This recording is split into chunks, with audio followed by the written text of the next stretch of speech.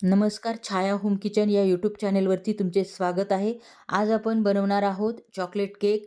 आज मला चॉकलेट केकची ऑर्डर होती, त्यामुळे मी सकाळीच ओव्हनमध्ये चॉकलेट केक बेक करून घेतला होता आणि त्यानंतर दुपारी मी तो आयसिंग करण्यासाठी घेतला होता आणि दुपारी केल्यामुळे तो पूर्णपैकी छानपैकी थंड झाला होता आणि त्यानंतर मी त्याची 3 लेयर्समध्ये कट करून घेतला होता आणि वॉटर सोपिंग करून घेतली होती आणि त्यानंतर मी त्याची क्रम कोटिंग केली आणि त्यानंतर मी फायनल फिनिशिंग पण करून घेतली आहे. तर तुम्ही पाहू शकता. जर पहिल्यापासून बेक पर्यंत जर तुम्हाला दाखवला असता पहिल्यापासून तर हा व्हिडिओ फार लेंथी झाला असता. या अगोदरही मी तुम्हाला चॅनलवरती पहिल्यापासूनचे व्हिडिओ मी दाखवले होते बेक करण्यापासून तर शेवटपर्यंत.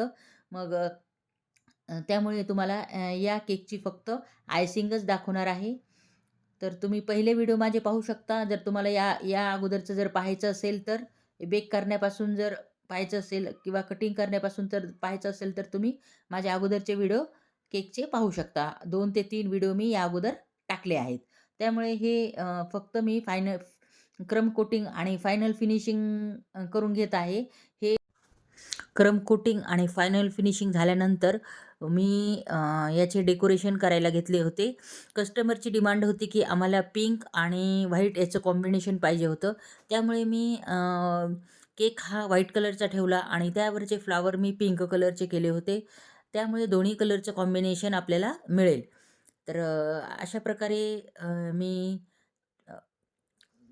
केकची फिनिशिंग करून घेतली होती आणि त्यानंतर मी स्क्रॅपरच्या साहाय्याने छानपैकी फिनिशिंग करून घेतली आणि त्यानंतर एजेस जे आले होते ते नाईफच्या साहाय्याने मी क्लीन करून घेतले होते. तर केक बेस हा फारच फिनिशिंग असा झाला होता.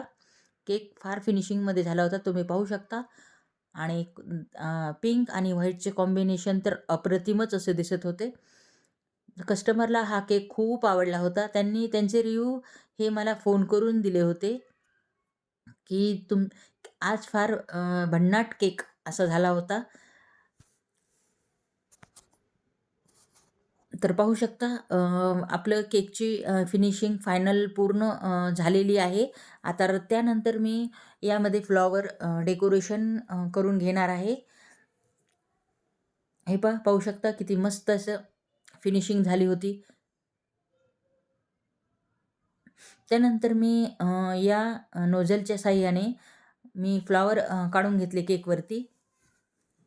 या नोझलने खूपच मस्त असे फ्लॉवर आले होते.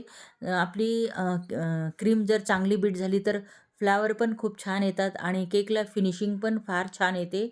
तर तुम्हाला या अगोदर मी व्हिडिओमध्ये क्रीम बीट कशी करायची हेही मी त्या व्हिडिओमध्ये दाखवले होते.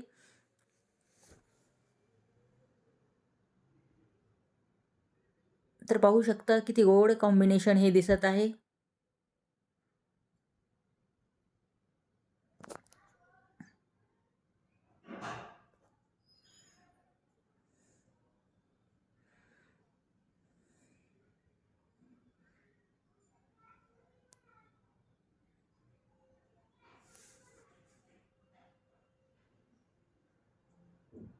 आणि त्यानंतर मी खालचे बॉर्डर पण त्याच नोझलने करून घेतली होती. मी पाइपिंग बॅगमध्ये व्हाईट आणि पिंक दोन्ही कलर टाकले होते. त्यामुळे अशा प्रकारे त्याला नंतर बॉर्डरमध्ये शेड आले होते. 2 कलरचे शेड आले होते.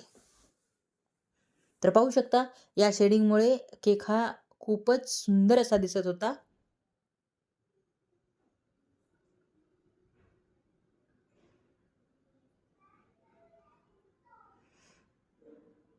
त्यानंतर शेडमध्येच असे छोटे-छोटे फ्लॉवर मी त्यामध्ये करून घेतले होते.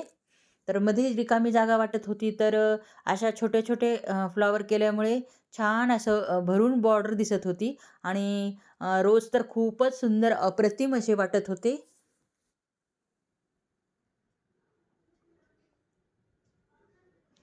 फायनल हा माझा केक पूर्ण झाला होता.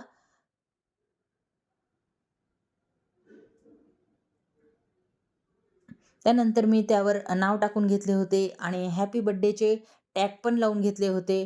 तर तुम्हाला आणि त्यानंतर मी यावर स्प्रिंकल पण टाकले होते. स्प्रिंकलमुळे केक हा खूपच सुंदर असा दिसतो.